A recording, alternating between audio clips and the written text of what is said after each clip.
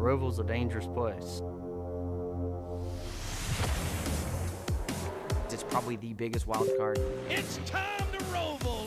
You can definitely get yourself in some trouble pretty fast. You're certainly put in a box when you're racing there. This is one of the most difficult tracks that NASCAR races have. It'll be just like it is every single year. It's a crazy race. You have to kind of expect the unexpected. The big rule is always the same rule. Don't beat yourself today. Your playoff hopes can go up in flames pretty quickly. All those drivers you just heard from in the Xfinity Series playoffs, and today they face the Roval in Concord, North Carolina. Practice and qualifying for this afternoon's race for the NASCAR Xfinity Series. From Charlotte Motor Speedway, I'm Dave Burns alongside Steve Letarte and Dale Jarrett. And as the guys pull out, we'll hear from Kim Kuhn down on pit lane a little bit later. They will finish a 20-minute practice session here.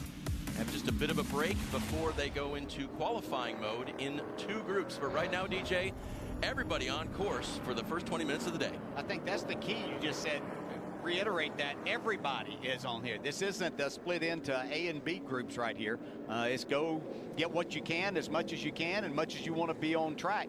But, you know, traffic could become an issue. And we've seen a lot of times you lose because somebody either gets off course or has an issue with their car, and that takes away a little bit of your time.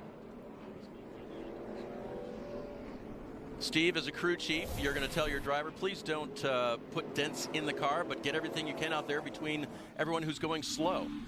Well, get everything you can, and the other big challenge is this area right here. So the actual oval gets cars on it a lot over the course of the year and stays pretty clean. But this infield section, no matter how hard NASCAR and the track workers work to prepare that infield section, I think it's going to be dirty and slick for the first 5 or 10 minutes. So while I'm listening to my driver, the first 4 or 5 minutes here, DJ, is really about you reminding yourself the lefts, the rights, the braking marks. Don't worry too much about the grip in the infield. I think that's going to improve as we run. At least that's going to be my theory when you say it doesn't drive good. Yeah, improve over what it is. It's still not going to have a lot that's right. We've seen over the years. It's going to go from ice to gravel, kind of. There's John Hunter Nemechek. He goes down now into the new restart zone, Steve. This afternoon's race is going to be very interesting as they'll punch the gas coming through the final corner. Yeah, we've always seen them start kind of on the oval. Now we're going to use the road course itself right here between the 2 white lines. So basically it starts here and it finishes there. So it's going to be real interesting to... I don't know how it's going to look. I'll be honest. I don't know how 2 wide is going to work through there. I think it's going to kind of single thread them out, which is the goal in general, to not have them 2 or 3 wide when they get down into turn 1. I think somebody was having a bad day when they came up with this idea. We'll see how it works. Definitely going to be interesting, and I'll assure you that all the Cup drivers in tomorrow's race are going to be paying attention as to how this goes today. I can visualize like row 1, 2, and 3. What I can't figure out is row 7, 8, 9, how they're going to work their way through. Yeah. John Hunter Nemechek, of course, already through to the next round with a win in this round of 12 for the NASCAR Xfinity Series. He'll move on. Justin Allgaier as well is through. Cole Custer is in on points.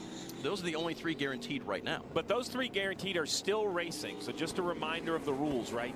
Playoff point, 1 awarded to win each stage, and then there's some awarded to win the race. And that will still fill your bucket in the round of 8, which is really the toughest round. We're going to go from 8 to 4. There's that win for John Hunter Nemechek in Texas. Yeah, a little different color. The black and white-tailed number 20 there. Gets around Parker Kligerman there, who was oh so close to closing the deal. Instead, it was the young man who has now won 6 times in 2023. Yeah, and he wants to finish on a high note. It's good to remind everybody that he's been announced to go to Legacy Motor Club next year in the Cup Series. And yeah, it's going to be a little different on Sundays. Definitely. But, you know, once again, the series is doing what it was designed for, what it was put in place for in 1982, is for that opportunity for drivers to showcase their talents here and then move on to the next level. And I think a lot of drivers, Dave, are looking at John Hunter because let's remind the fans, this is a driver who moved all the way up. He was in the Cup Series, reset back to trucks, which then got him this job in the Xfinity Series, which now has propelled him back to the Cup Series. So much like Parker, who had his chance, came to TV and then back into the thing, you know, I think John Hunter older, wiser, more experienced. Every time I talk to him about Cup, he doesn't tell me about everything he once did. He tells me about everything he's learned since he was once there, that his approach is going to be very different. Father of 2 now. He's got a lot of maturity underneath him as he moves up. Father of 4 right here. Austin Hill, he is the fastest on track. Just got passed in fast lap time by a couple of cars, but Austin is pretty good on points, plus 44 to the cut line coming into this afternoon's race. He's not a guarantee, but he's in a decent spot. So we're going to talk all day long about how this race runs with the stages. Stage breaks were eliminated for most of the season. And what I mean by that, points paid but no yellow thrown. Here at the Roval, the cautions will be thrown once again, so there'll be actual stage breaks. That does change the strategy. So when I look at the 21, Dave, you kind of alluded to where he is in the points. For the 21, I think it's all, DJ, about qualifying in stage 1. If you qualify in the front 2 or 3 rows and you can finish in the top 5 of the stage, while you won't mathematically advance, your probability goes through the roof that you're automatically into the next round. So as a crew chief, Steve, how does that change your perspective on the race and calling the race? So, you know, I don't think I changed the setup in the car, but I do think I have a serious conversation about how our whole weekend is this first 20-minute practice, our qualifying session, the first 20 laps of the race. Let's not worry about the second half of the race later today. Let's try to come here, get job 1 done. And then I would tell my driver, if you do that, handcuffs are off. Go win the race, but score me some points first. On board the workstation of Parker Kligerman. Here's a lockup. Coming off of oval 4. There's a lot of smoke out of that left front tire right there. And I think Parker, when I look at the playoff standings, his resume glows as the driver who should have the best chance around that cut line. But I wonder, DJ, if that's not too much. If the pressure of he and everyone in the garage knows it's his resume. All the talk is Parker on the road courses. Yeah. So does that, become a little bit more difficult? Did you see the bottom right, the map itself, heading down into turn 1? This is a left-hander here for Parker. Yeah, but I look at the body of work that this driver and team have gotten so much better from the beginning of the year that I think they're just on a big high here. Yeah, this is, this fits right into Parker's resume and pedigree, and we expect him to do well, but he also knows that is, and I'm not sure. I think that by now, going through, what he had to do to even get himself in the playoff, I think that pressure, it might be a little bit off right now, and he can just go do what he does best here this afternoon. There is one thing that I don't want him to start challenging, and that's a record that I think Daniel Hemrick and myself did in this series for a long time, and that's the number of second-place finishes before you get that first win. So hopefully he can make that happen much sooner than later. You see Parker, he's going to downshift 3rd, back into 2nd. So it's a 2nd gear in the backstretch chicane. Right out of this, he's going to be probably instantly back up into 3rd. I think the RPM was going to climb quickly. There you go, 3rd gear. I think we need 4th. Yeah, no doubt. No? I think you would. No, it stays 3rd gear. Yeah. I thought the same thing. Which is not a bad idea right there, especially if you're not racing someone. Yeah, so what you're saying is, even though you might only grab 4th for just a second, if it doesn't hurt your lap time, eliminate it up and down by just kind of breathing it and let it ride against the chip. That would be my case. Now, he's a really good road racer. In my case, the fewer shifts I could do was better off. Well, you say that, though, but Dave, all the way back in the Jeff Gordon days, back in the 90s when he was so dominant at the road courses, I worked on that team. And one of the big advantages he found was fewer shifts and shifting in the right spot. So he would if he's accelerating, he wants to be pulling. He doesn't want to be in the gas, falling back in the seat, pushing from 2nd to 3rd. Yeah. He would say, man, that would be a really easy place to miss a shift. Yeah. Now all of these guys practice this so much. But 20 years ago, there was only 2 road courses on the circuit. Yeah. And there were 8 this year. That was a record for the NASCAR Xfinity Series. This is the final road course of the year after 7 others have been run. Chicago street race winner Cole Custer right here. You also saw, as you were looking at Parker Kligerman, 1 point below the cut line. So he's the first man out entering the show today. On the bubble is Daniel Hemrick. Custer, we mentioned at the start of the show, in on points guaranteed, moving on to the next round.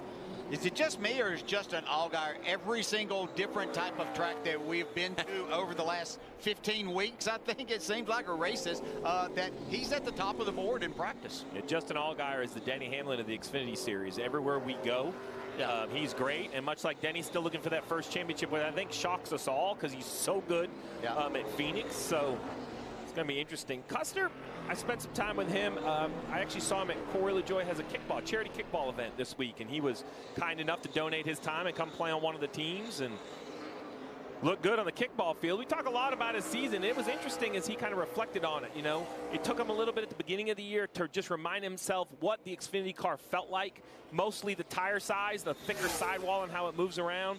Then once he got it figured out, they had that hot streak in the summer. And he said overall, he goes, I know this is crazy, but the series in his mind has never been deeper. First through like 12th or 13th. He goes, man, you have to run really, really well consistently just to run inside the top 5. Steve, how are you in kickball? Grass stains or glory? I'm a coach, so no grass stain. But back-to-back Better yet. I actually would like to say I got kicked off one team because a retired driver couldn't be on the said sponsored team of Celsius, but we went to championship as gold medal as well, so it was a good day. This is the said driven car of Boris said. He will round out his NASCAR career right here if he doesn't get knocked out of the way by Blaine Perkins. Steve, the story behind him getting this ride with Hendrick Motorsports is pretty cool. It is so good. I called Boris and I said, all right, let me know how this happened. He said, well, I called Mr. Hendrick for an engine because I had an opportunity to kind of run another car in the field and I want to put a Hendrick engine in it. And Rick said no, and he kind of shocked me. He goes, man, I've known Rick forever. And Rick said, man, you like Christmas? He goes, yeah, but I don't understand. I need an engine. Just answer the question. You like Christmas? Yeah, I love Christmas. He goes, well, I'm going to give you an early Christmas present then. Why don't you come drive my 17 car? He said yes very quickly and hung up before he could change his mind. And now he's in this Hendrick 17, which wasn't scheduled to run this week. So that's right. It's just a great, you know, Boris is a car dealer in the Hendrick camp, so they do a lot of business. Right here, though, he's going to remind himself what it's like in full contact NASCAR. Yeah, it looked like we had one to go in the race right there.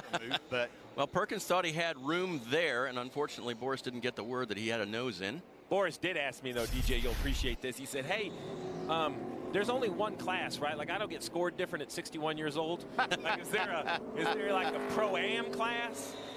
Yeah, but he's a lightweight when it comes to age. He's like the 15th oldest driver ever to race in the Xfinity Series. So he doesn't even make that list at 61. He's not even close to setting a record. Well, he should be good today. And again, he has said this will be it. And what a way to go out driving for Mr. H. And that paint scheme. I think there's a lot of special things going on within that team. Oh, boy. Oh. Sheldon Creed always providing action on the track. He is +9 to the cut line going in today, so he's nowhere safe. He's got to have a good day. See how Dave did that? Yeah. Always providing action. That's the politest way I've ever seen a guy say he hits a lot of stuff. Let's see what he can do. Oh, boy. Yeah, he's a little out of shape there. Chandler Smith, fellow playoff driver, looking for a way by there. Wow. He's got no grip. This is where it's one of two things. We either need to come in and work on the car, or you need to slow down. And I say that, I'm not trying to be a jerk when I say that, but the truth is we're either that far off on setup, or I just need you to take a breath and keep the rear tires underneath this thing. Cam, how's it going on pit road? Well, Steve, let's talk setup, because a number of drivers have said they could use more front grip. The front gives up too easy on the banking, so the fact that you have to set your car up for both the oval of Charlotte Motor Speedway and the Enfield Road Course, how much compromise are you having to make on this race car setup? Well, there is a ton of compromise. Not so much the speed. We have basically the same top speed at Watkins Glen on the backstretch. We see some fast road courses, Coda. There's some really high speed areas. It's the banking. So now you're going fast and the car's getting squished into the banking, which means you have to have enough front spring or enough front bump stop to keep the splitter and the car off the ground. You can't run as much camber as you would like to have for the car to do everything it should do through the infield, because you'll blow a tire loading it in the banking. So it's a big moment of compromise from driver to crew chief and really tire life to try to make sure you don't abuse the tires. Yeah, and that's something that Goodyear has recommended to the teams as far as the minimum air pressure that they would like to see, especially in the front tires, and that's mainly because of the banking and the amount of time that the cars and drivers spend on the banking of the track. Yeah, versus like say a Mid-Ohio or a Sonoma, a lower speed Coda, course, you need way more air pressure in the front tires for sure, for turn one up on the banking, not to kill a front tire. Yeah, and it makes sense why they might be talking about losing the front on the banking part of the track here. Myatt Snyder in the green treetop Toyota for Joe Gibbs Racing. He'll race 4 of the 5 remaining races this season. Good chance to see what he can do on the road course today. And pursuing him, Daniel Hemrick. He is the guy on the bubble for the playoffs. Kannapolis native, right down the road. He'll try to do his best today to make it through the next round. Yeah, Myatt's a good road racer. Oh, yeah, too. sorry, Does a DJ, great job. Yeah. He doesn't get many chances, but he takes advantage of that a lot of times, and he gets really excited. And Hemrick's got a big day, Kim. That's right, and I checked in with crew chief Alex Jans before this practice went green, and he said the team is in a great mood despite being only 1 point to the good. I asked how much they're leaning on teammate AJ Allmendinger. AJ not in this field. He's going to be running the Cup race tomorrow. However, he's won the last 4 straight Xfinity Series races.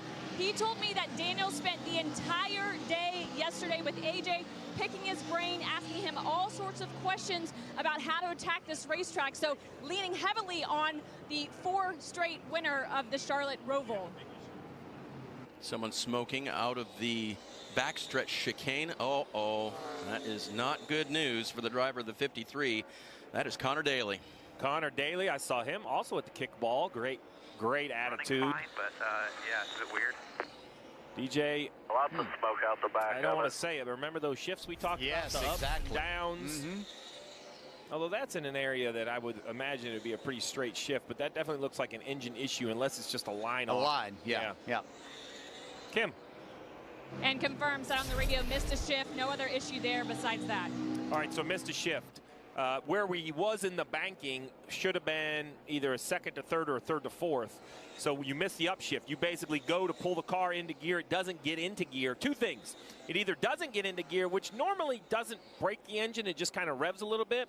Or the old third to fourth turns into third to second. So you got to remember, Dave, when you're pulling from third back to fourth is on the right side. So back memories I don't like. The Xfinity car is kind of old school when it comes to the transmission there. The H pattern versus sequential with the next gen car and Cup. Well, and to complicate, 0-0 did right there. Remember, a lot of road course races for these Xfinity cars. Most of them run the same car or one of 2 cars all the time. That type of abuse late in the season makes me nervous.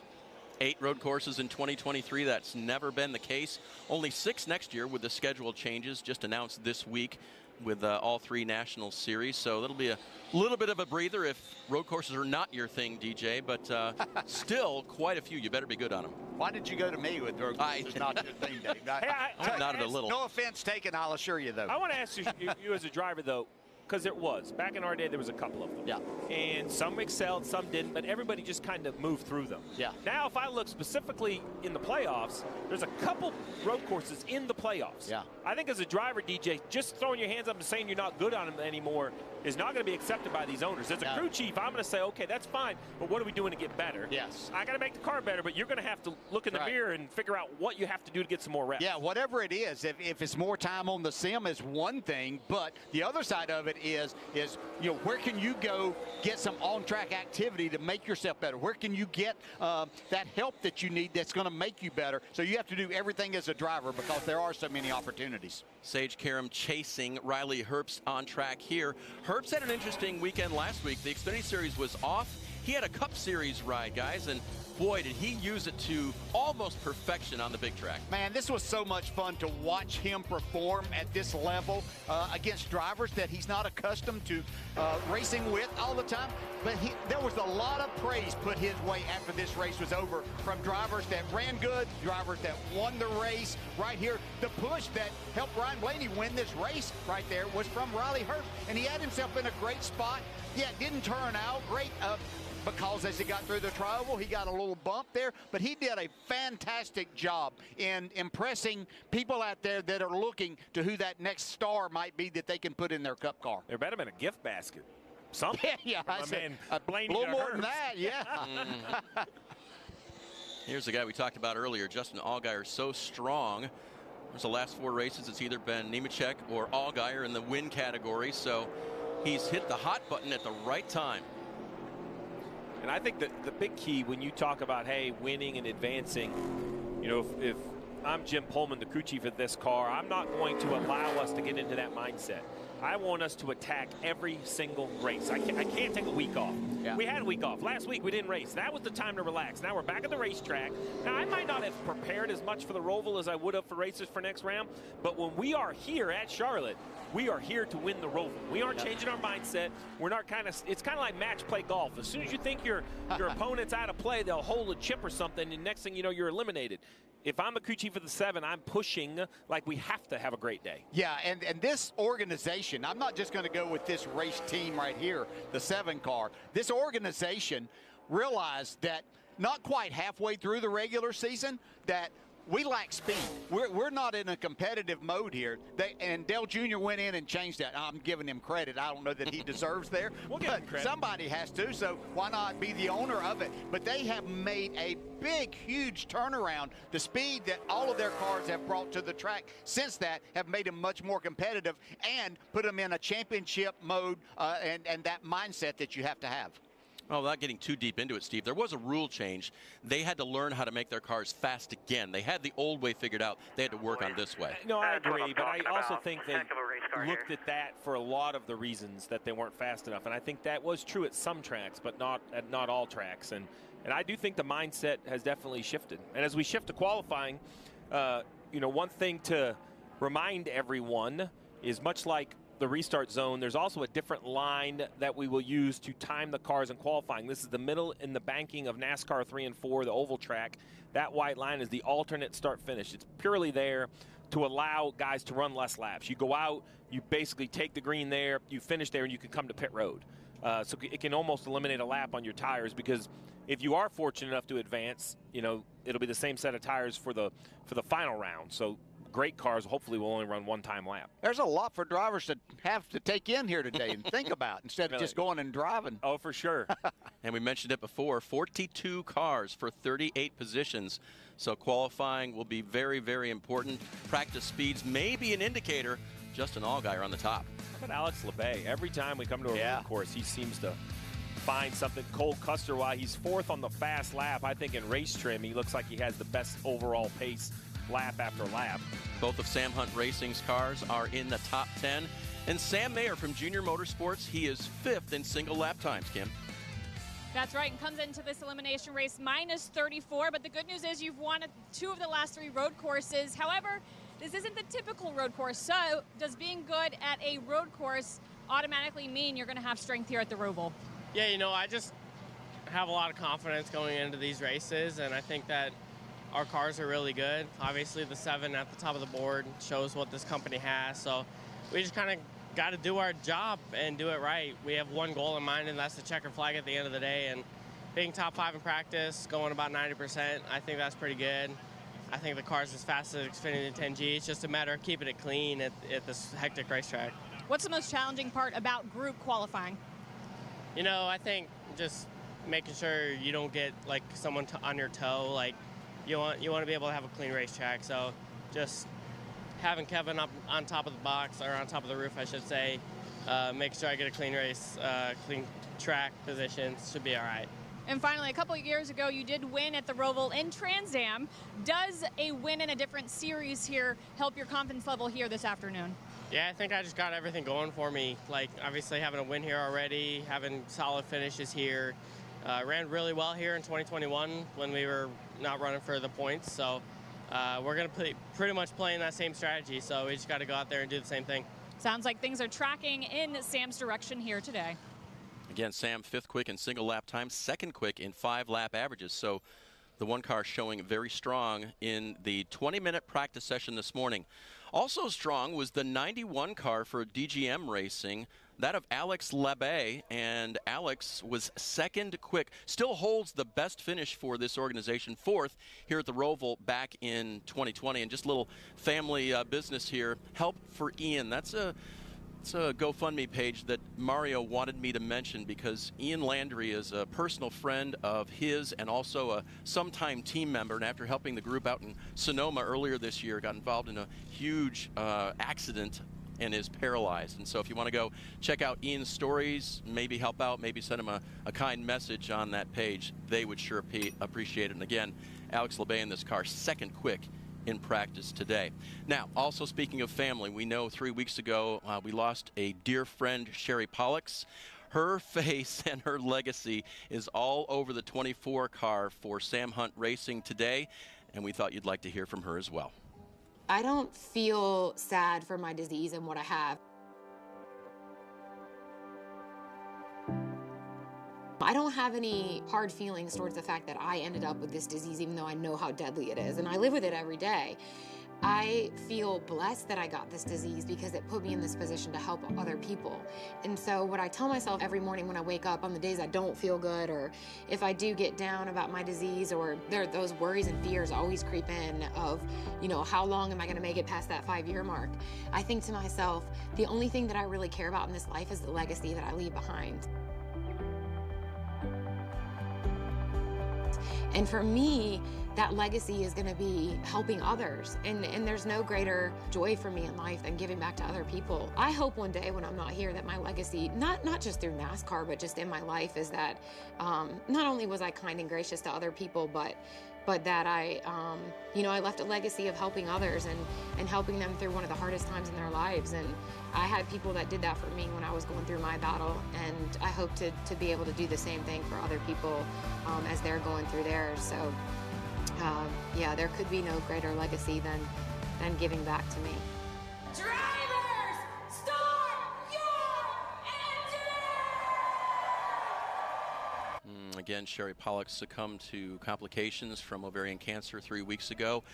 Steve, we'll miss her a lot. We already do. And that Start Your Engines from Bristol a couple of years ago, that was so true, Sherry. She was in recovery mode at that point and came and just shocked everybody and made everybody smile again. Yeah, I mean, what Sherry was able to accomplish and the awareness she brought, the money she raised, the lives she touched, it's a great lesson for all of us to kind of use a little bit of reservation when we think the challenges we have, DJ, right? Because she had all of that in front of her, and you heard her in her own words talk about how she looked at it as an opportunity. It takes a very special person. She'll be missed.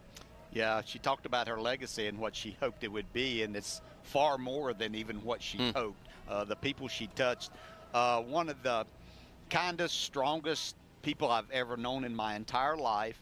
And, you know, at the end of the day, it doesn't matter what you're doing. I don't care if you're in the racing business, you're trying to win races, you're trying to be successful at whatever you do. The best thing that we can do is try to help others. And she was always thinking about that and had other people as she was battling this. And yeah, it's unfair, but she didn't look at it like that. She used it as a platform to help others to where they could get through. Going to be greatly missed. Kim, you're with Sam Hunt, who owns this racing car and provided the opportunity for this tribute. That's right, Dave, and I know how passionate you are about this paint scheme and that Sherry was a personal friend. Why was this important this weekend to honor her? You know, I think a lot of people have helped me and done a lot of things for me that have gotten to this team where they're at now. You know, Fuzz Bergdorf, who's a lead shop mechanic for Sam Hunt Racing, is Sherry's brother-in-law, and he's married to Jill Pollux, and their family's become really important to me. And, you know, this idea started out with, you know, how can we pay a tribute, get a decal on the car, and I think the special thing was everybody we went to about this idea was all in and wanted to make it happen and pull everything else off the race car. And I think that's just a testimony to who Sherry was. And Sherry was known for her perseverance, her zest for life. How does what she went through put into perspective what you do each and every weekend? Yeah, I think it just gives you real life perspective. It's easy to get so caught up in this bubble and the work and what the workload is that, you know, it stinks that it takes something like this to kind of bring you back and set you back and force you to see perspective. But, you know, I'm lucky to be doing this. I really shouldn't be in this position, but a lot of great people have made it happen. So if we can use it as a platform to help others, then what's more fulfilling? Good words from Sam there. Sherry's dogs are on the car this weekend as part of this wrap here. Charlie with 2 E's and Gracie. They were her good friends to the end there, and they have a home, which was their home a lot of the times while Sherry was still with us. That was with her brother-in-law, Fuzz Bergdorf, who's the car chief on this car, and her sister, Jill. They have a couple of Labradoodles, and they always had the lab's over. And so they're good friends. They're now a family of 4 dogs. Fuzz told me yesterday how blessed he feels for him and Jill to have these dogs. And Jill is going to continue to run sherrystrong.org. That will continue. You can visit them and donate to the cause if you choose to, but just know that that's going to continue on. So Sherry's legacy will remain with us as she wished. So let's make the turn to qualifying next for the NASCAR Xfinity Series here at the Roval. If you're a driver not locked into the next round, you are fearing for your championship run. There it is, turn 1. They pile up. That's a hit. 7 may have gotten in the back of the 8 car there, Harrison as well. Gonna put a 3 wide right here. Will he be able to do something? Got him. Oh, there's more contact. Oh! Keep coming right. Keep coming. Payback. We've had everything today. A lot of cars getting together, just fighting for spot, and look at Riley, just nowhere to go. Drove a great race, drove a smart race. Chase Briscoe wins in Charlotte. 3 years ago, I was sleeping on couches, volunteering at race shops, just trying to get an opportunity. A.J. Allmendinger will easily win. They call him the Dinger. I've got a new nickname. Call him Rain Man. For the 3rd time in a row. Still undefeated. Dinger's house, baby. That's right, 1 Chase Briscoe, then 4 A.J. Allmendingers, and now they are not in the race today. One of these drivers is going to move on in the playoffs and hopefully take a win home today. Well, we talked about Austin Hill. Chandler Smith also, I think, is going to be protecting points. Sammy Smith, Sheldon Creed in that awkward position of what is the goal today? It's to advance, but how do you get there? And then I really think from Creed all the way down to probably Burton, I still think you can think about points, but for Barry and Mayer, it's going to take victory lane, I think, for them to advance, DJ. Yeah, I have to agree with that. And, you know, it's sometimes whenever your picture is clear, even as bad as that may look and sound, you know what you have to do, and it kind of opens the door for you to go try to achieve that. In just moments, qualifying will come up for the first of 2 groups. In the second group is Parker Kligerman, and Kim's caught up with him. That's right, Dave. -1 to the cut line. I asked Parker how his practice session went. He said a little bit on me to catch up. So what does that mean specifically? What do you have to do out here? Well, I just haven't been here since 2019, Kim. So, you know, I think it's just a little bit of you can do as much sim as you can, but you're trying to correlate that, and in 15 minutes or so, you know, I got to get up to speed pretty quickly. There's a lot of tire falls, so I felt like in terms of the timing sheets, we would have been further up if I, you know, just got a little bit more out of the car in the first few laps. So I think we're better than where we were in practice, 12th forever. I think on the long run, we looked pretty decent. So we'll make some tweaks here, but everyone at Big Machine Racing is doing a great job on this Spike Light Course Chevy. It's so cool to be in these Xfinity Series playoffs in this position. I love the idea of, like, every lap matters. Everything we do right now is so important, so intense. You know, hopefully we can go out here and qualify and be as fast as Xfinity 10G. If we do that, get ourselves solidly in the top 10, score stage points most stages, find ourselves hopefully at the front towards the end, and go steal one of these. You've talked a lot about how much this means to owner Scott Borchetta. He is here today. He's actually here for qualifying. He's going to be here for the race. Does that add an element of pressure? Does it actually add motivation? What does that do for you having him here today? Oh, I love it. It's awesome. You know, it's so cool to see how enthusiastic about it he is. You guys saw at Kansas when we made it, how excited he was. So it's just so cool to have his support and obviously to have him enjoying this experience with us and being a part of it, right? And being down in the trenches and seeing the good and the bad. And, you know, it's a process. We're trying to disrupt this series, break into the, you know, against some larger, more established teams. And I think we got the group to do it, and we're going to show it today. We'll see what they have here today. That's Parker Kligerman. Green flag is out for the first group, Group A, on track now. And the first to take advantage of that and roll off the 44 of Rajah Caruth. It's interesting. We heard Sam Mayer. You know, we talked a lot about the combo of the infield and the banking. He talked about kind of the slipstream of the draft, that he thought there would be some advantage maybe if a guy could actually get a little bit of a tow. I wouldn't have thought there was that big of an advantage with the small spoilers on here at the road course, but at least was on his mind.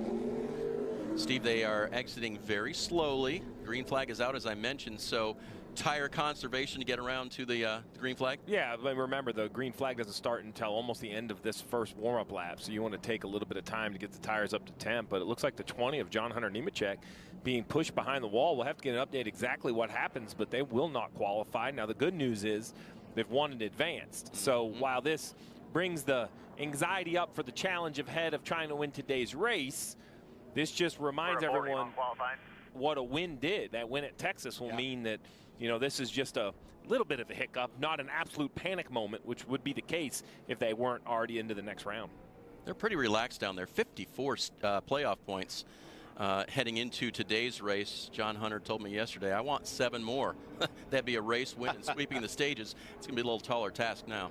Oh, we're hearing there's an oil leak, perhaps out of the base of the engine. So these cars are a little different than what you imagine. There's an oil pan that you can't see, and then an oil pan kind of cover, so they might have to put it up, start disassembling it. The question is, can you get to it with it in the car with all the cross members and all the complications?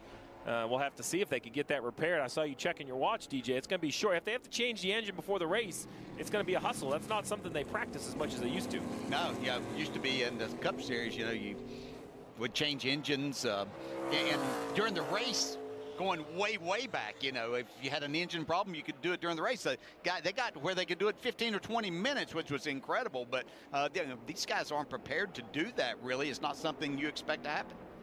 Alex Labbe in the 91 for DGM Racing. Mentioned it before. Best finish for that team was right here, 4th in 2020 for Alex. And talked to him yesterday. He is pumped up. He hasn't run the whole season this year. He's run about half the races. Glad to be back behind the wheel with this race car. And I like what Blaine Perkins is doing, kind of chasing him. I think Blaine has accepted that Alex Labbe is probably going to be a little bit quicker. But having that rabbit out there, DJ, we talked about how you get better at the road courses. Do you think that helps having somebody out there to give you an idea where your braking marks need to be? Oh, there's no doubt that can be. If you're careful, though.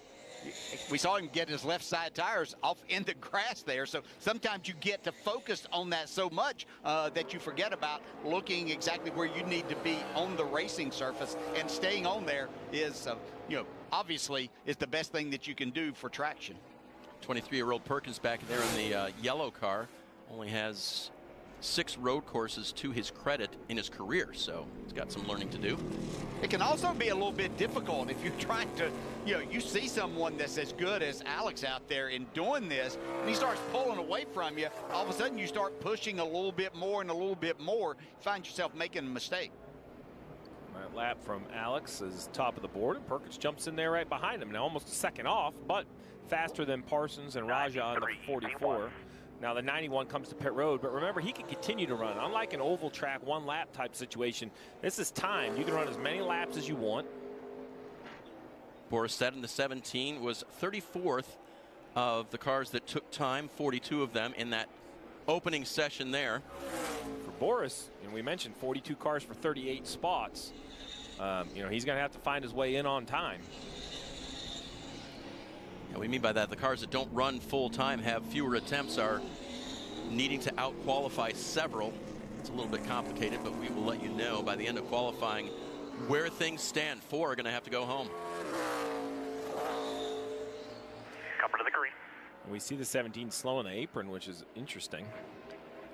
Yeah, it looked like as he went through the chicane on the back straightaway there that I don't know if he missed the corner, but he just didn't have any speed as he was going through there. It looks like Boris might be having a little bit of trouble getting up to speed today. Yeah. See Austin Hill, you heard the radio there coming to the green. He's taken it, and he's in the green compared to Labbe at the top. So this is all infield section, which is mostly second gear. Very little shifting, but really slick. We joked about the amount of grip. It's really easy to get in trouble in this infield. This is kind of the longest straightaway right here. Heading back over, I think this is going to be turn 5, the right-hander. And then this is way more elevated than you think. Cresting that hill in turns 6 and 7, you cannot see 7-8 combination. It's totally blind turning back to the left. You saw it well there as the car kind of went out of sight.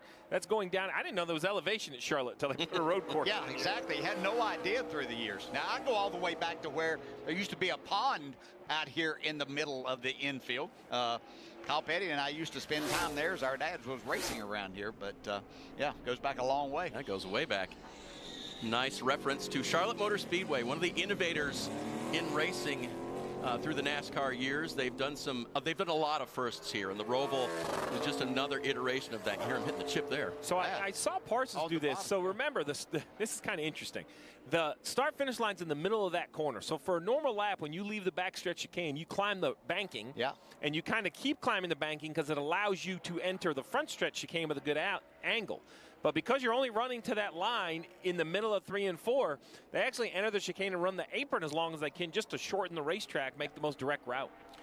Most dramatic thing we saw at the end of practice was the 20 car being pushed away from the grid. Kim? And we heard oil leak. They're not going to make a qualifying effort here. So, John Hunter, can you offer more details what happened? And was the car giving you any feedback to indicate there was a problem? I was struggling with rear grip, and we started changing some things. It didn't really get better, and then when we came in and sat there about to do qualifying adjustments, we saw that we had an oil leak. Our Mobil 1 oil is supposed to stay in the race car, not leave it. So we were trying to get our Toyota GR Supra as fast as Xfinity 10G. We weren't quite there yet, but these guys are going to work hard. It's nice being locked in, not having to worry about this, not having to stress, and now we can play some strategy to get back to the front through stage 1, stage 2, and hopefully go have a shot to win this thing. You mentioned being locked in. You come into this race with 4 straight top 3 finishes, including 2 wins. Does something like this break the momentum this team has found? This is our one mulligan. We found it in practice before qualifying, and yes, we had to start at the back, but at least it wasn't in the race. So hopefully we can find it here, diagnose it, fix it, and go get another top 5 finish, if not another win, and keep the momentum on our side going into the round 8. Should be fun to see these guys march through the field here this afternoon, guys. To see exactly if they are able to repair it, or if they have to change the engine. You see a great lap here by Allgaier, and he chooses to use the banking, a more traditional route. I like. The pit road hard. Top of the board for Allgaier. I don't know where he made up all his time, but he has whipped the field so far. I will tell you, it would look like a little bit everywhere during that interview. We were kind of watching it. Half second over second place, his teammate Josh Berry. Well, and that put Jeb Burton in 6th, right? So we start talking about this playoff picture and what everyone has to do. Now there's Jeb, who currently is not going to advance into the next round. We'll see. He has the opportunity to go out and improve his mark. Creed in 3rd would be advancing.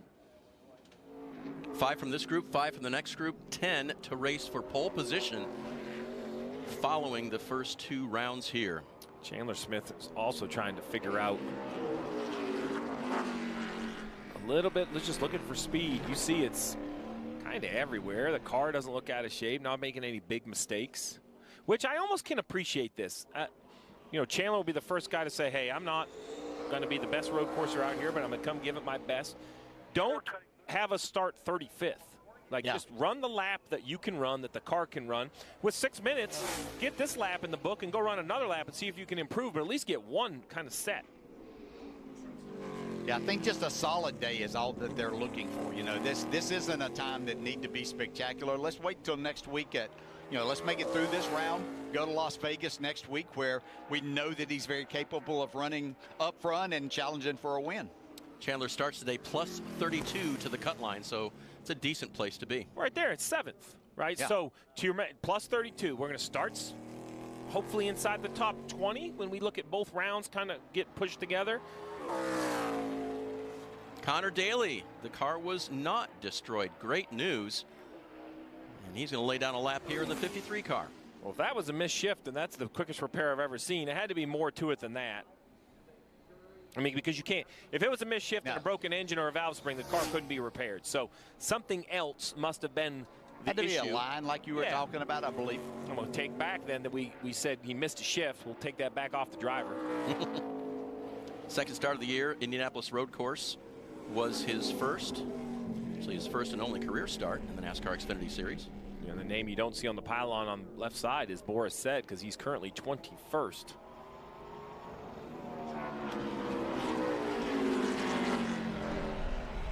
Taking a ride with Connor Daly with Emerling Gase Motorsports. 2 cars in the field, the 53 and the 35. Connor has stated over and over again he'd like to do more of this. That's a lot of bounce there, Steve, in that left front. Yeah, so basically the rear springs, that's actually from the back of the car. They're running softer in the back for that grip in the road course area. So when he turns, the back travels. And think about a table. I know it's complicated, but a car is really 4 legs like a table. And if you cut a leg short and it goes down, the other leg comes in the air.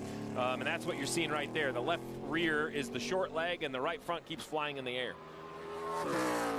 Which is interesting, because from the IndyCar side, I would expect Daly would be a little more comfortable with a firmer platform. You know, thing that doesn't move as much. I know they don't really, equate to one another, but he already has way softer tires. I wouldn't put soft springs on top of a soft tire. I think it'd be hard for him to feel the car. This is the Sam Hunt Racing car, number 24, on which we see the Sherry Pollock's tribute this weekend. Connor Mosack behind the wheel. Let's ride. Connor's known for his road course. That's kind of where he started his career. I'm just still trying to think that I don't think I ever described my car as a table at any point in time. I used to have to argue with the drivers when they tell me the tire's not working. I'm like, well, the other three are connected. Trust me. It does make sense, though, yes. There's a lot of work around this. You know, we talk about the different road courses and, you know, how Sonoma's different than Watkins Glen and so on and so forth with everywhere else that you go now. But there's a lot of work in this road course because of the different type surfaces, I think, is one of the big things. I think this infield is one of the most technical sections we see anywhere. I mean, you hear, listen to the gas. Pretty hard on the gas here. When he leaves his next right, though, listen to how much he has to work the throttle.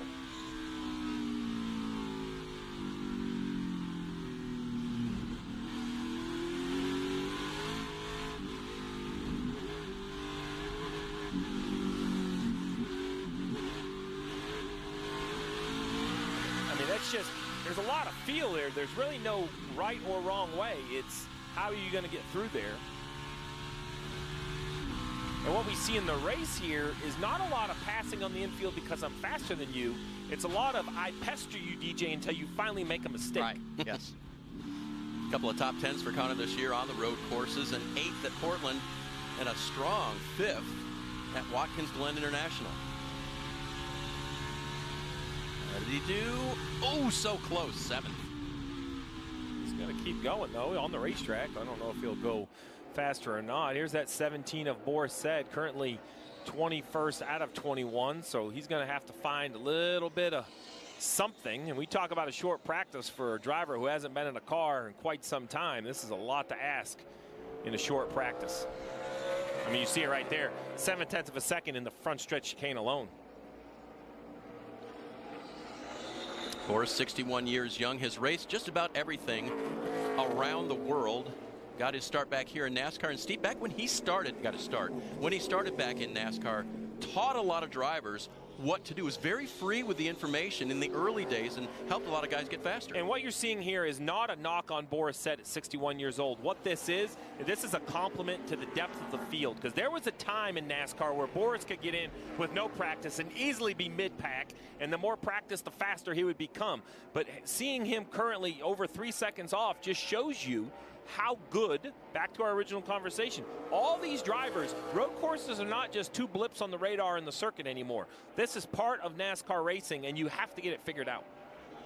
And Steve, to add to that, Boris talked about the difference into him coming into the Xfinity Series this weekend is that we used to talk about him being a road course ringer. That was back in the days when there were hours and hours of practice to help him be competitive. So that was one of his worries this weekend, the lack of practice time and coming in here not knowing exactly what he was going to need out of the car. So Boris continues cycling. You see Jeb Burton is on track there in the 27 car, plus 2 seconds to the fast time, or to the 5th place time of Alex LeBay, and he is going to bail right there. So another playoff driver in not too bad a shape. 9th right now, but wanted better. I think that's a great way to put it, right? Not a panic situation, but for sure wanted better. Because now you have to ask yourself, as a driver who thought he might have a chance of scoring points, now you're far enough back that if a lot of guys make that decision to stay out near the end of stage 1, the 27 might be forced into another strategy. Yeah. Jeb is 19 points off of the cut line coming into today's race. Boris is in the infield section trying to finish this lap. He's coming downhill here, turn 7, turn 8 combination. You see the lap time. That's going to be about a 125. That's not really going to improve him on the board. Yeah, and I can remember back, you talk about when Boris came onto the scene. Yeah, he was at every, you see a little smoke. I saw this the last time whenever he was back on the banking in his last lap. But he used to always be at every test session. You know, he would go test on track. You see him lock up the right front there just a little bit. But he was very well prepared when it came time. And this just looks like not being in the car. The cars are completely different, too, than what he's actually been racing through the years. And there's for sure some smoke out of the back of the 17. I don't want to speculate if it's tire smoke or oil smoke, but I mean, you could see it for sure smoking Well, it's definitely not tire smoke because it wouldn't be smoking under slow conditions. So this looks like some sort of oil leak of some sort, which is definitely not adding grip. And now that the session has ended and Boris said being the slowest, we're just going to have to see how the qualifying lines up. I want to talk about a new entry this weekend from Doug Peterson. This is Andy Lally behind the wheel. I'll tell you a little bit more about that, Steve. We got some highlights of Andy going over the bumps here. Yeah, we talked about.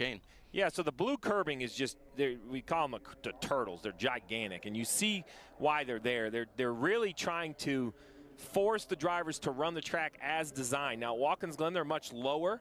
You can use them. Here at the Roval, you just don't want to use them, and Andy Lally is trying to use them all. Rear wheel lock up, super committed, bail out, so comes to a stop. Not worried about it now because his lap will be disallowed, but in the race, you'll have to come to a complete stop in that back chicane. Or you can actually choose to do it on the front stretch as well. You just have to do it the lap in which you had an issue. Talked to this group yesterday in the garage area. Peterson would like to field this car next year some, maybe just at the road courses, but they currently race in Trans Am. They've got 3 full-time entries in the TA2 class there, and wanted to come check NASCAR out. Bought a couple of fresh cars from RCR. Andy Lally said they're probably the best cars that he's raced in a long time in NASCAR. So he was 20th in single lap times in practice. DJ just didn't get the qualifying lap he was looking for. Yeah, you know, it's always so difficult, but you know, when they come in to try to start a team and they got a good driver, Andy Lally is always performing at whatever he's been able to get in. I won't say that qualifying was his forte, but you put him in the race, he's as good as anybody out there. That was one of the things the team said. They didn't want to put a young kid in there who might mess up the playoffs for the others and might not get the program the kind of information they need, and he certainly can provide that. We got the information on the 53. It was a transmission line leak. So because of the shifting, they have to run a cooler. So they had a line leaking on the 53. That's why they were able to repair it. Kim. Justin Allgaier, top of the board for Group A. You said let's just end it now. What do you have for the second round of qualifying? I mean, I guess that's the unknown, right? Just first of all, really proud of everybody at Junior Motorsports. I mean, to be 1-2 right now, to have 4 really fast Junior Motorsports Camaros is a good thing. You know, we got a beautiful looking car this week with the Brandt Foundation, as well as Brandt Professional Agriculture, and it's fast. So I mean, that's the name of the game. The second round is always tough because you don't know how much to give in that first round. I was actually a little disappointed. I felt like I maybe used a little more of the tire than I wanted to in that first round, just to make sure that you're safe. You never know, who's going to pull out a really good lap qualifying. But obviously the goal is to be as fast as Xfinity 10G. We've done that so far. Now I just got to go do it again and again and again and again. But I love this race. I love this track. You never really know what to expect when you come here. I feel like today has been very unique and odd in how practice has gone and how qualifying has gone so far. So, I'll be interested to see what the race looks like. But if it stays as calm as it is right now, it's going to be a good day. All right, and the good news is they have nothing to worry about. Already locked into the next round. He just jinxed us. If it stays it's calm, there's no chance. We're going to have 10 yellows now. I think he was being funny. Yeah. Funny and fast. Look at that. Wow. A nice lap compared to the others. Half a second better than his teammate Josh Berry. Alex Lebay advances, and you see Chandler Smith and Jeb Burton, the other playoff drivers in yellows. Top 10, they did not advance to the second round.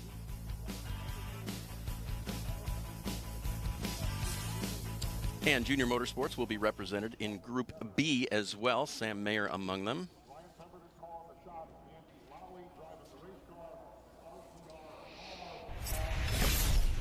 I'm showing you a couple of moments in qualifying here. This is Jeb Burton's bailing out right after this.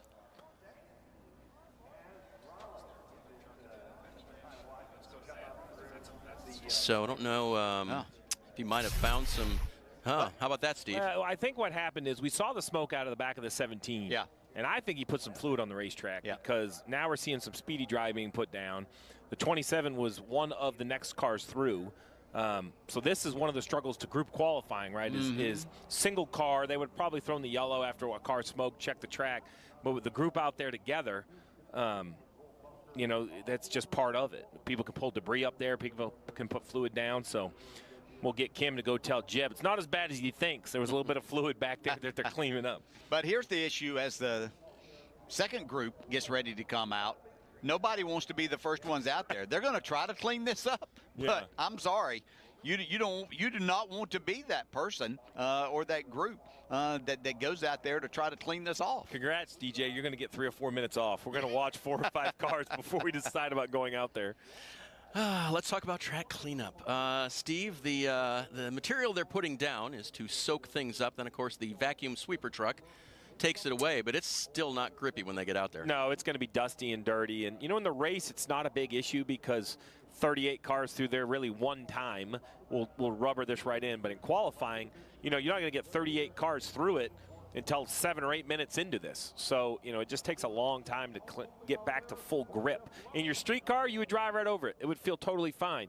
But you just aren't to the level of grip or the edge of grip that these drivers are attempting to find. And now you have to wonder if the 17 was putting fluid down.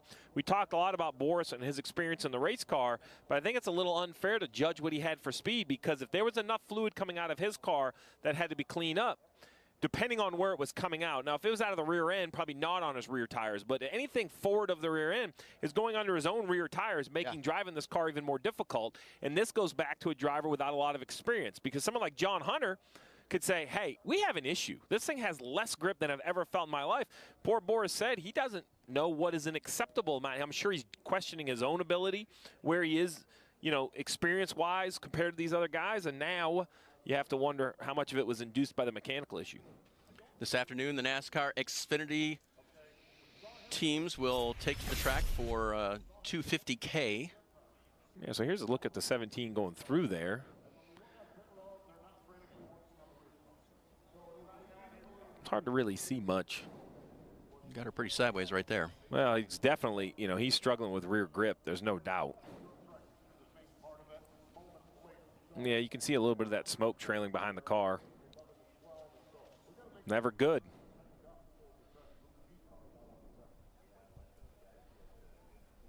Well, let's hear from the man that was behind the wheel. Kim, what does Boris think about his ride? Well, let's find out. We saw that smoke coming out of your car. What happened out there? Well, unfortunately, you know, in the HendrickCars.com Chevy Camaro, I was coming up to speed, you know, kind of easy. I haven't been in a car for a while.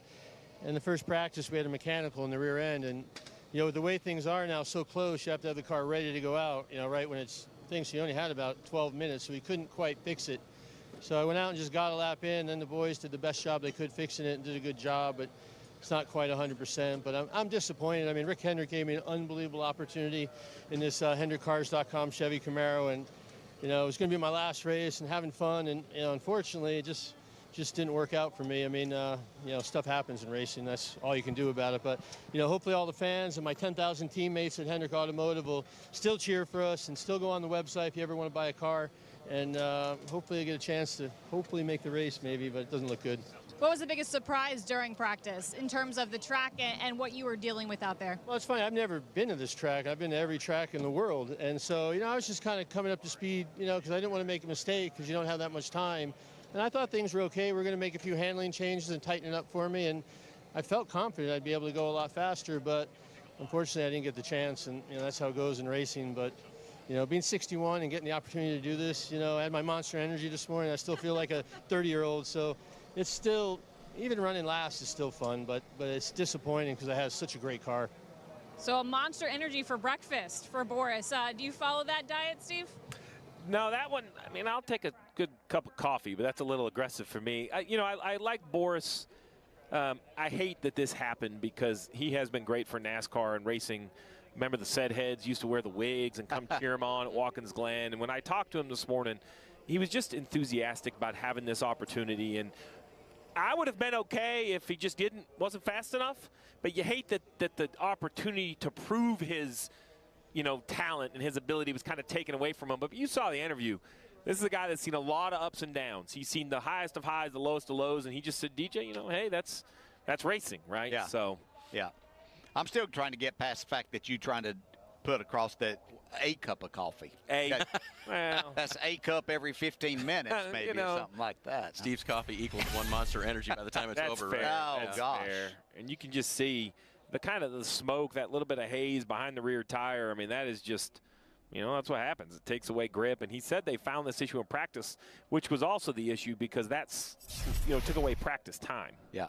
So barring a miracle, he was last in Group A. Barring a miracle, he will probably not start the race this afternoon, which is Sad, but we will see. They were one of the teams that had to qualify on time. So we mentioned this afternoon, NASCAR Xfinity Series from the Roval. It's also a Cup Series weekend. The Bank of America Roval 400 tomorrow. When you combine the road course into this racetrack, what does it mean? It means walls everywhere. I creamed the wall. Oh! Is this track behind us? Leaders record. Get low, get low, get low. We just drove off into a 90-degree wall for something to do. He gets into the wall! Race leader! Everyone's fuses seem to be shorter than ever. Hold the brake. What the f*** who with me? Chase Briscoe has spun in the backstretch. And a big pile up at the rear of the field. Oh, he's spinning! Don't let him take you out here. Damn it. Ryan Blaney will win! Let's go, boys, yes! Look at that. Kyle Larson, he will win at the Charlotte Roval. Briscoe with a huge drive into the rear chicane. Christopher Bell came into Charlotte needing a miracle, and he found one. We live on, boys! Christopher Bell with the mic drop last year.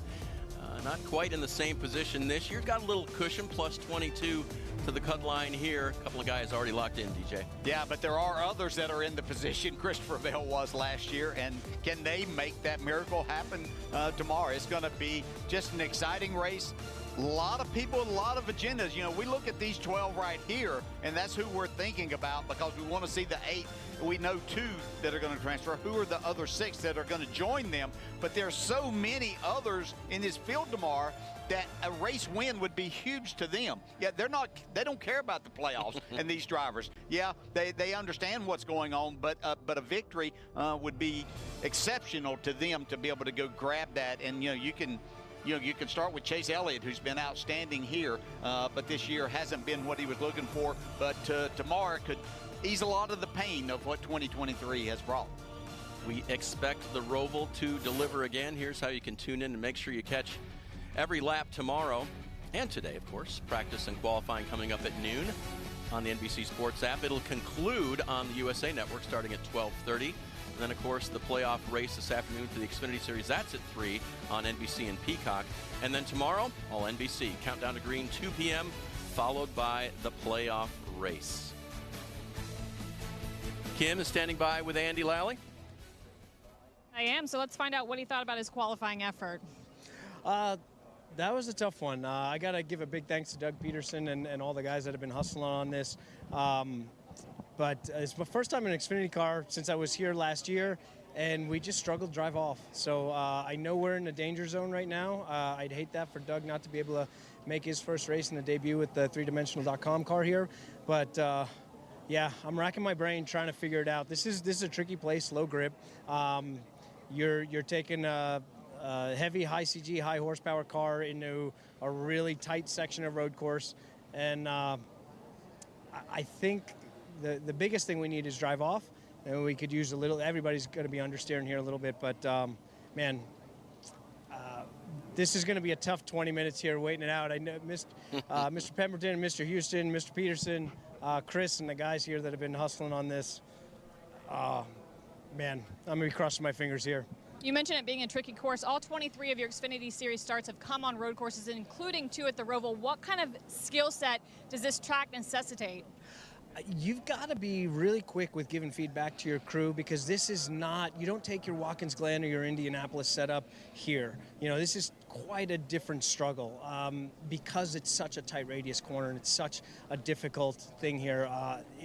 I'm thrilled to get this practice time because I'm going to get back to my Camping World car here and be able to hopefully talk with our guys and have that little fresh course in here. And yeah, we're going to try to figure this out. You need a car that's going to turn, cut without hurting the power down. So the short answer, that's what you need. That's always a tricky thing in a NASCAR stock car. So yeah, we'll see. Now it's the waiting game for Andy Lally and this team. And Kim, he mentioned the Camping World car. He will race tomorrow in the 15 car for Rick Ware Racing. Cup Series schedule was announced this week along with Xfinity and Trucks. So, Steve, a little bit of different look to it. Yeah, the regular season over at our friends on Fox, right? It starts at the Clash, which we've seen, Daytona. Then we pick up some of the regular season. We have a break for the Olympics. We have Iowa to kick off. We haven't seen Iowa for the Cup Series. Ends at Darlington on Labor Day weekend.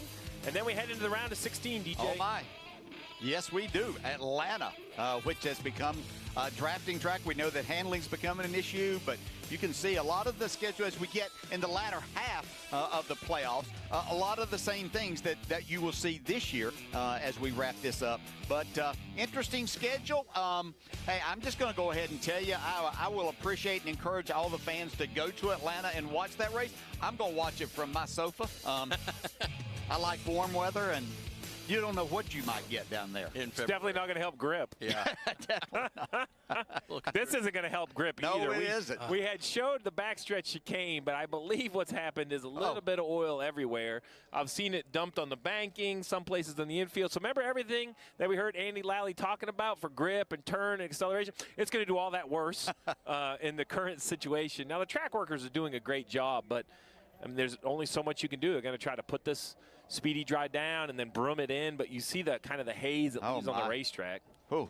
You know the 3 minutes you were going to get off, DJ, you can now get 6 or 7 off. We're going to wait right.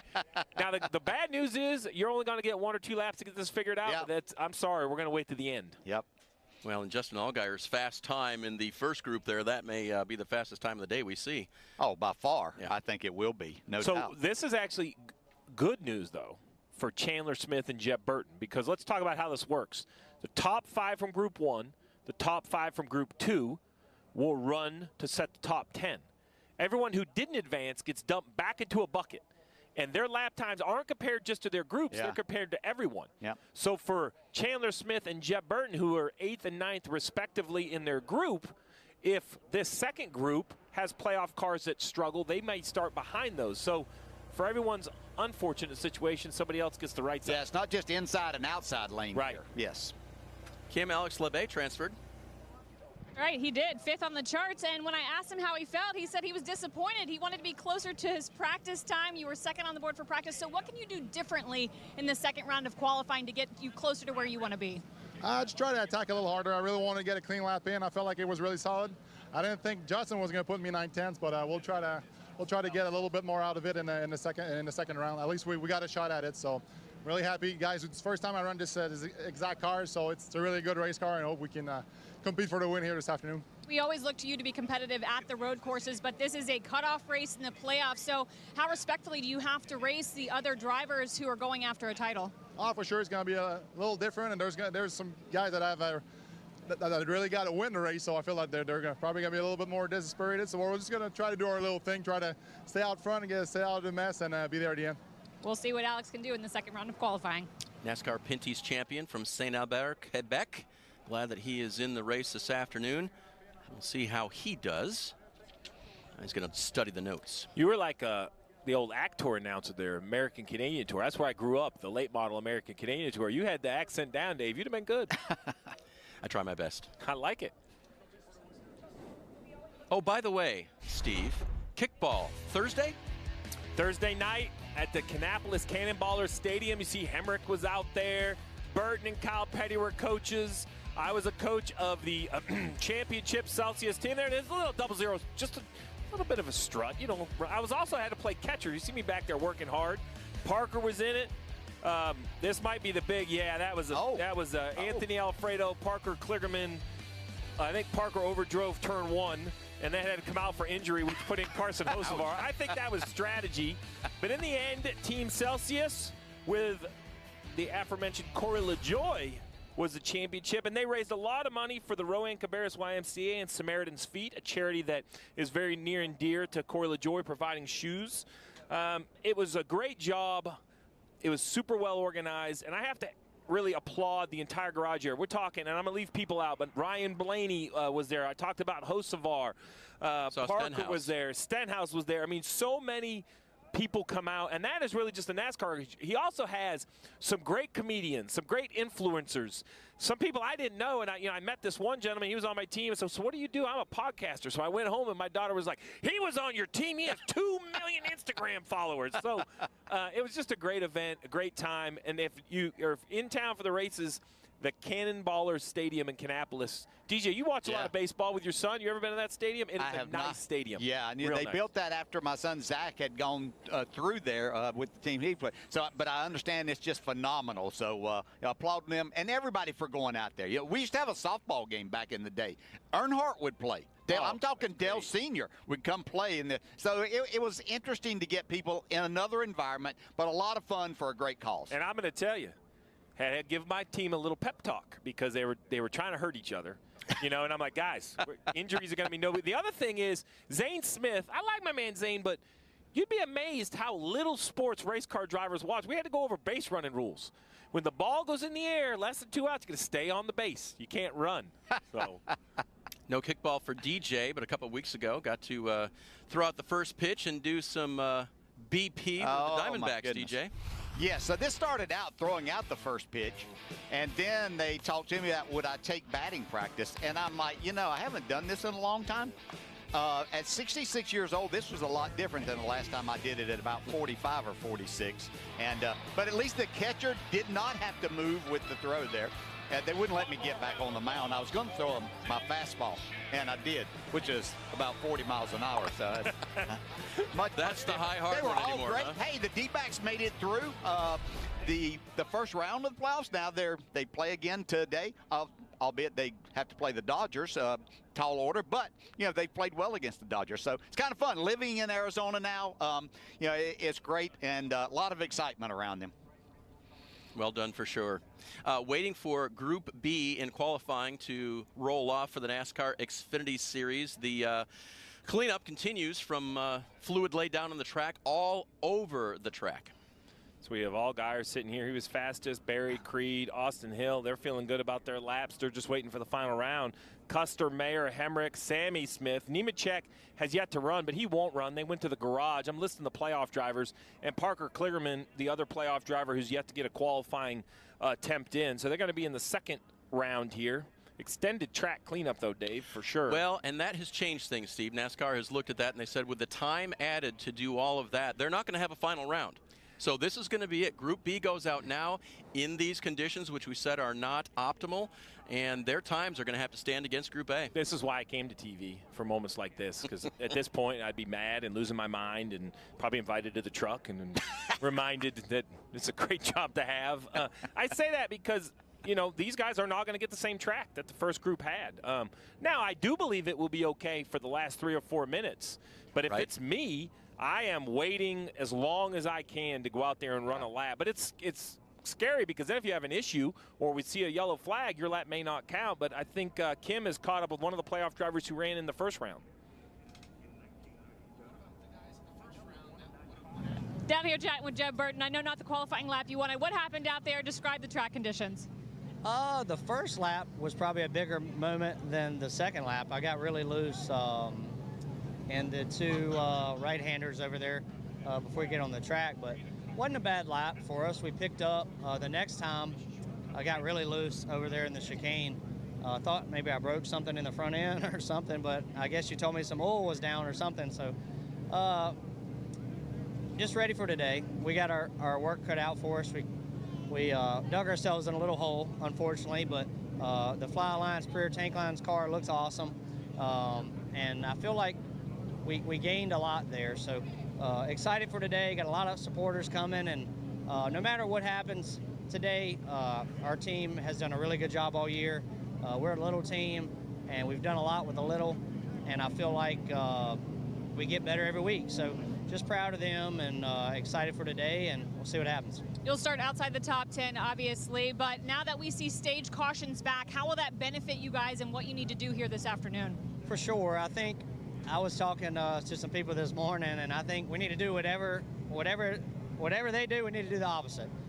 So I was hoping it was going to be raining today. That would throw in another curveball and even the playing field a little bit, but just excited, ready to go. There are going to be some wrecks today. There are going to be some crazy stuff going on. There's some other guys in here that don't usually race with us trying to prove something too. So it's not over yet. So stay tuned. We'll see what happens. It's a great attitude, and not only is there no rain in sight, there's absolutely no clouds here at all at Charlotte Motor Speedway. It's a gorgeous day. It's going to be a little chilly tonight, and conditions will be far different tomorrow for the Cup Series race as you look at Jeb's car there. So now that we know there'll be no final round, now take all of that top 5 talk and throw it out the window.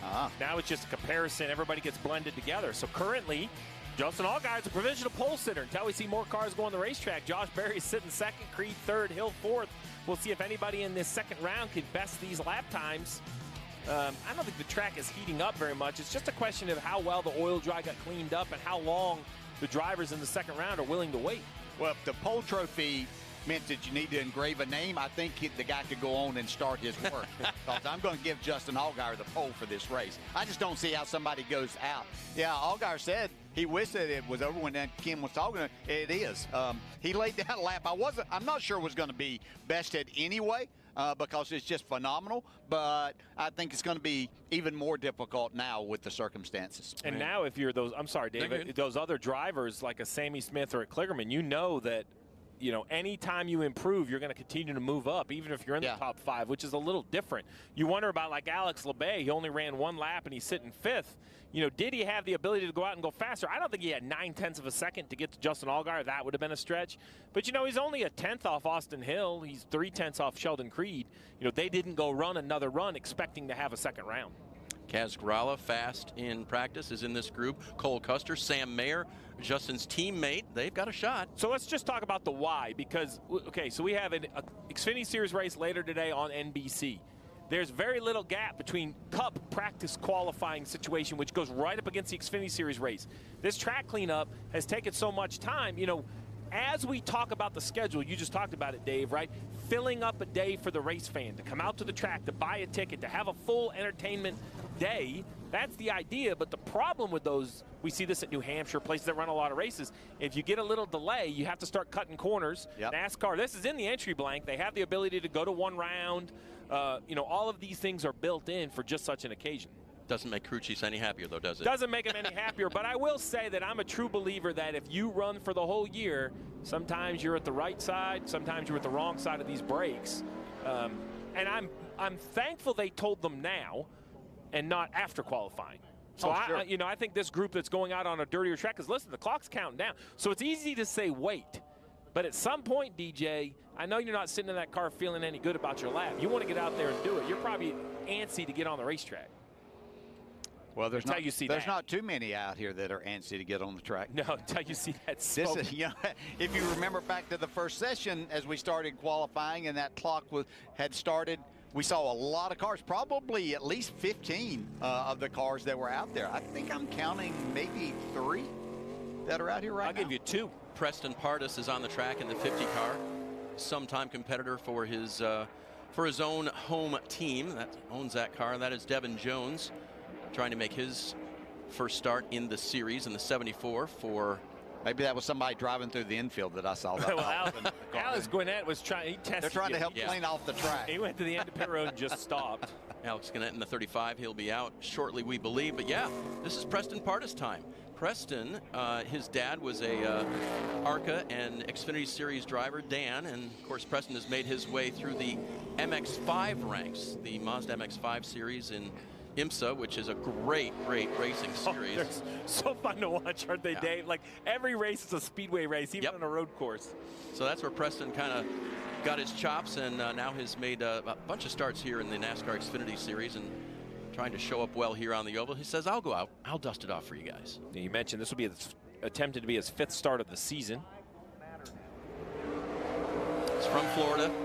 During the week, works for his dad. They provide, shall we call it, infrastructure services to cities. New Smyrna Beach is where they're located in Florida. I can go ahead and let everybody know that sitting on pit road waiting, these 2 cars aren't going to make the track too much better. As much as they wish and all of us hope for, it's just, I'm sorry, 2 cars going through there because, you know, they're not going to run the exact line that you're going to and want to, and enough to really clear it. It's going to be somewhat better. Here's Devin Jones racing for Clayton Harmon Keller Racing. And glad to be in this ride. Stock car path when he was young. It's too expensive, so he got into the aforementioned MX-5 series, was his next foray into racing. And last year, back full-time in road course racing after a big accident in 2021. So was glad to see him back. Talked to him yesterday, didn't have a whole lot going on this year. In fact, he said, this is the first time I'll be in a competitive series in 2023, so hoping to put the 74 car in the show. Yeah, DJ, one car is, I mean, he's trying to clean it up the best he can, but it's not going to help. So as you see that clock run down, let's talk about the rules. You have to start your lap with the clock still having time on it. You don't have to finish your lap. So if you assume you leave pit road, you have to run an out lap all the way down to the middle of turns 13, 14. I figure that's going to take probably a minute 30, a minute 25 probably. Maybe a little less. So you probably need to leave pit road with, 2 minutes, a minute 30 left on the clock. So with 10 minutes left, someone's going to have to go at some point. Yeah, and so again, that's not here at the start-finish line. It's over in the middle of 3 and 4 where you activate the clock. I'll show you that line in just a minute here as Devin Jones completes another lap. Yeah, he's going to show us the line as we see, 3 or 4 cars rolling off pit road. Here we go. We're starting to get a little bit. Yeah, and I said turns 3 and 4. I'm thinking oval again. NASCAR 3 and 4, right? Yeah. Oval 3 and 4. Mm-hmm. All right, so this will make a difference. Oh, now Kyle we're Weatherman getting some in the 4, Ryan Ellis in the 43, and there was Gannett in the 35. Here is Myatt Snyder, the treetop car for Joe Gibbs Racing. That Toyota has been fast all year long. In fact, they told me this is the car that Ty Gibbs won in at the Indy Road Course, so it's got good pedigree. Yeah, Myatt very capable of doing it. We talk about, he's an excellent race driver, but he's done so much road racing that when he comes to this, he feels very comfortable, and we see him run in the top 5 a lot. Yeah, spent some time over in Europe in the NASCAR Euro Series, and it's just, when we say someone is good at road course racing, some of it I think fits their natural ability, their hands and feet, and what they feel in the race car. But more often than not, it comes down to just reps. I mean, they just run a lot of road courses. I know this is hard to believe, but driving a car, just like hitting a baseball or a golf ball or anything else, practice and reps makes a huge difference. Yeah, and he loves to drive and wants to be in the car as much as he possibly can. But today, I think it's probably just not having to work with his dad again down on pit road that he gets a break from that a little bit. Just kidding, Marty. Myatt has stayed fresh by working with Marty on pit road this year, so it's been good to have him around, but better to see him back behind the wheel. Yes, it is. Here's Cascarala. We mentioned earlier that he had a very fast car for Sam Hunt Racing, teammate to Connor Mosack in the Sherry Pollock's tribute car. And he was looking good, top 5 in his practice session. So we're hearing from NASCAR, while this will be basically no final round of qualifying, the one thing that will remain the same is the top 5 from Group 1 and the top 5 from Group 2 will make up the top 10. So they'll be blended together to start in the top 10 spots. And then the cars that aren't in the top 5 will then get put back into what I call like a general population, and they will all be blended together as well. So that tells me that Alex Labay, who was 5th in Group 1, will absolutely start in the top 5, even if he would be very slow compared to Group 2 and vice versa. So, the 2 top 5s go together to make 10. Everybody else goes together to make the rest of the field. It's a lot of math, and all I know is Kyle Weatherman is fast. Look at Kyle Weatherman, top of the board for Johnny Davis Motorsports. Here comes Myatt Snyder to the line, and he'll go 4th. Yeah, and that 124.1 to your, back to that original statement, that is 17th in the first group, right? So that 124.1 is, if it doesn't stay in the top 5, which I don't believe it will, he's going to start well outside the top 20, probably 27th to 30th in this race. Sage Karam with a nice lap so far. 43 of Ryan Ellis as well. This is Joe Graff Jr. on track now in the 38 for RSS Racing. We'll have to say that Kyle Weatherman's lap gives others hope. I mean, that's a better lap than I actually thought we might see at this point in time. And again, if you're just joining us, there was a long track cleanup, made conditions perhaps not ideal for this entire group, or at least the early takers for qualifying runs here. Dave, when I make mistakes in life, I want you to sell it. Because you put a nice spin on all the dumb things I could do, like, so I didn't mean to do this. Dave, could you tell everybody how I messed up? I mean, you put a nice spin to it. I can be hired, Steve. I like that. I like that. Not ideal. I'm thinking ideal. what the different ways as a driver I'd be sitting down there thinking about what. Oh, you'd be keying the radio, wouldn't you? You know what we need? We need him riding around in our golf game, and he can describe our golf game. So, Steve, that was not ideal. Thanks, Dave. Yeah. Stephen, that was suboptimal. Yeah, I'd like to yeah. try again. Yes. All right, we got a couple playoff cars on the track now. As you see the 38 continuing, Joe Graff Jr., right? We have Parker Kligerman, Sammy Smith, Mayer on the track. Now we're starting to pick it up with under 6 minutes remaining. Graff finishing his lap here through the backstretch chicane, coming around the oval 3 and 4 to take the timing line. That line straight across. What will it be for Graff? He will end up 8th at the moment. 8th at the moment. Thank you. Yeah, and I think most of the people and drivers that we see out on the track now, you're going to look at a couple of laps for him. Unless that first lap is just phenomenal, you're going to go ahead because you're not going to get another chance to go in the pit area and come back out and have time to make a lap from there. Oops, Alex Gannett around. When we saw the one of Sam, oh boy, that is a bad spot. Spotters activated their radios to everyone that was on track. Yeah, I think what you're going to see here is just a little bit of, looked a little tight in the middle, a little loose off. Yeah, and I'm not going to attribute that to anything that was on the track or anything like that. Alex's third start in the series. 3 playoff drivers now. Upper left, the 1 of Sam Mayer. The right, the 18 of Sammy Smith. On board with the 48 of Parker Kligerman. All trending in the green. How much in the green, though? Because remember, this is compared to Weatherman's 123.2. To give you an idea, Alex Labey is the top 5. You see it on the bottom left. That's Group A times. So we want to see some mid-122s if you want to have a good lap. Sam Mayer trending the right way. Yeah. He's going to be down in the 122s. We can talk all we want about the track, but if he sets a fast time, excuses out the window. And Sam Mayer is trending to do that. I think he has a chance to catch his teammate right here. Oh, he does. He gets a great chicane. It's going to be really close. Sam Mayer for Allgaier. This might be Mayer. We'll see. Very, very close. We're looking for a 122.08, a 122.04. Fastest lap of the day for Sam Mayer. I did not expect that. Yeah, yeah. Tells me Junior Motorsports has got the road course stuff rolling. Well, and Sam Mayer is so confident on the road courses now after his first 2 career wins. Both came on such. Kligerman to second in this group at a 122.6. That puts him in about 6th so far when you blend it back into Group 1. Custer just behind at a 122.7. Stays out for another go around. Remember, these drivers finish their lap. They have the opportunity to head to pit road using the alternate timing line in oval 3 and 4. But as you saw, Custer stayed out. Hemrick stays out again. And this may be his first lap out. Man, Sam Mayer, that is all that talk about track conditions.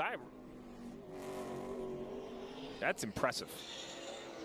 122 flat for him, 122 flat for his teammate. And Hemrick trending, I mean, right there with him. We're looking at less than a 10th with a lot of corners to go, but trending the right way. Jordan Taylor just 2 corners behind his teammate of Hemrick. Oh, look at that set of corners. That was really nice for Daniel. Keeps him flicking in and out of the green right there, DJ. Yeah, and but he has his work cut out. From this point forward is where Sam Mayer really excelled in this lap against, especially against Allgaier and what we saw there. But you can see the time that he really picked up in the latter stages. Jordan Taylor driving for Colleague Racing this weekend. You may remember him from his IMSA glory. He's been a champion there. The chicane's important because a great chicane, and I think he has a chance to catch Sam Mayer, but the opposite. Gave up 2 tenths. You said it. He got through there really, really good. Sam Mayer, I mean, got through there really, really, really impressive. The line. Oh, second. Good lap. Yep. Second in this group. So that's about 3rd overall. 4th overall. The man he's racing, Parker Kligerman, he just beat him, so that's correct. That helps. Jordan Taylor 6th, nice lap for him in his 3rd ever start in NASCAR's National Series. Has 1 each in Cup and Xfinity this year. Tough. It's a tough spot for a guy like Jordan Taylor to be out here with playoff drivers because he races so much. He understands what's on the line. Great personality. Love to have him in the series. It's going to be hard, right? He understands the full-time guys, doesn't want to be involved in that. Well, he's got his own championship. He's a long shot next week at Petit Le Mans at Road Atlanta. There are some 188 points behind the Lexus guys who have had a fantastic season, but off weekend for Jordan, why not? Myatt Snyder's going to go out and see if the track conditions improved. He was one of the earlier cars. I think the track has definitely gotten better for the 19. And at this point, when you look at kind of playoff drivers, I mean, they're 1 through 4 in this group, 1 through 4 in the first group. Smoked it just a little bit right there. Trying to get everything that he can. And, you know, when you haven't done it in a while, Mike, it's been a while since Mike was in the car. So getting yourself back acclimated to actual on-track conditions and everything that brings. And then just the pressure of that, of wanting to do well because you don't get that many opportunities. Well, you're driving for Joe Gibbs Racing. You're working with the winningest crew chief in the Xfinity Series, and Jason Ratcliffe. You're running 4 of the last 5 races this year, and you got some sim time this week. Mike told me yesterday he had sim time for this track and for Vegas, so confidence should be high, but you're right, the pressure is on. I'm not sure I love the run in the apron in 3 and 4. It looks a little sketchy. I haven't really seen where, I think we saw back in the first group, maybe it was Austin Hill, that it seemed like that it might have worked for him, but I haven't really seen anyone else that I thought, yeah, that was a great move. That was a 124.01 for Snyder, which is going to put him probably 7th or 8th in the starting order. Cascarala trying to improve on a 123.3, 8th overall, as he'll get to complete this lap. But the way the board looks now there on the left, it's going to be your pole time up there. It does appear for Sam Mayer, just a couple cars left on we track. talk a lot about Daniel Hemrick and Parker Kligerman and cut line. Let's not forget Sam Mayer is in a must-win situation. So if you're going to come in here now, why mathematically it's not a must-win at minus 34. It's going to take a lot of dominoes falling his way, and I don't believe the one car is going to care about points. I think they're going to pit before the stages. They're going to throw everything at it to try to win this race. His record on the road courses, Dave, you've pointed out multiple times, is very impressive. The confidence was already high. This for sure is not going to extinguish any of that. Yeah, they could look at it that even if they go out and win the first 2 stages and put themselves back, trying to get a finish, even if they finish second in the race, then that might not be enough points-wise to get them where they want to be, which is inside that top 8. Kim? And Sam Mayer put down a blistering lap to win his 2nd career pole. How important was that for what you guys have to do later in the race today? Yeah, earlier I said that we have to stay ahead of all the carnage, and I guess that's the best place to be. This car obviously is as fast as Xfinity 10G, so we just got to keep it up front, keep it clean, play some strategy, we'll be all right. What's going to be the biggest challenge throughout the course of the race? Yeah, I think just being consistent. Like, I can't either get too far out and burn up my stuff or get too far back in the stuff. So it's just about being consistent, and obviously the organization is really, really fast. So we got good cars, we just got to keep them up front. Congratulations. Thank you. Sam Mayer will lead the field to green this afternoon in the NASCAR Xfinity Series. Big smile came across his face there. Yeah, you did it. Nice time to do it.